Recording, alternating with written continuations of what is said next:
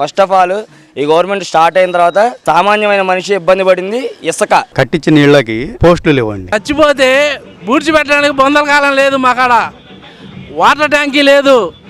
ఆ విషయం చెబుతుంటే ఈసారి ఓటేయండి.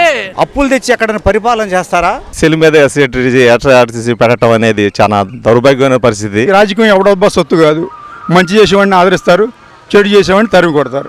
క్రియేట్ కావట్లేదు. రాజధాని లేని రాష్ట్రం అంటే మందే. ప్రజల ఆస్తుల్ని కబ్జా చేస్తానికి దొంగ చట్టాలు తీసుకొస్తున్నాడు. పడతా ఉంటున్నారు. జగన్ వస్తే చూడు అంటున్నారు. చెత్త పన్ను అంటున్నాడు, మళ్ళీ ఇచ్చినట్టే ఇస్తున్నాడు. 2 ఏళ్ళన్నర ఆ పింఛన్ డబ్బులు మళ్ళీ తీసేసుకున్నాడు. ఇంటి పన్ను అని అయ్యని పేదవాళ్ళని అనగదొక్కుతూ హత్యలు చేస్తూ జగన్ రెడ్డికి ఇంకోసారి అడిగే అర్హత లేదు. అమరావతి ఉద్యమాలు జరుగుతుండే కూడా కేసులు బట్టి అనేక రకాలుగా మహిళల్ని కూడా చూడకుండా హింస పెట్టి గోండాయిజం, రౌడీయిజం, ఆడవాళ్ళు బయటకు వెళ్ళాలంటే భయం వేస్తుంది. ఖర్చులు పెరిగిపోయినాయి, ఆదాయం తగ్గిపోయింది. డిఎస్సికి అప్లై చేసి వెయిట్ చేస్తున్న వాళ్ళ ఒక బాధ్యతరాలని 5 years నుంచి వెయిట్ చేస్తున్నాము. ఆ రైతు భరోసా 2000 ఇస్తున్నారు. ఒక కింటా మిరగాయలకు వస్తే 5000 అవుతుంది. ఎమ్మెల్యే ఒక ఎంపీలు అక్కడ మా పోరాటం మేము చేసుకుంటా ఇక్కడ రోడ్ల సమస్యలే కానీ, వాటర్ సమస్య కానీ, డ్రైనేజ్ సమస్య కానీ, కోతుల సమస్య కానీ, కుక్కలు కానీ ఏదైనా కూడాను మేము చాలా ఇబ్బంది పడుతున్నాము. రోడ్లు లేవు, మంచినీళ్ళు లేవు.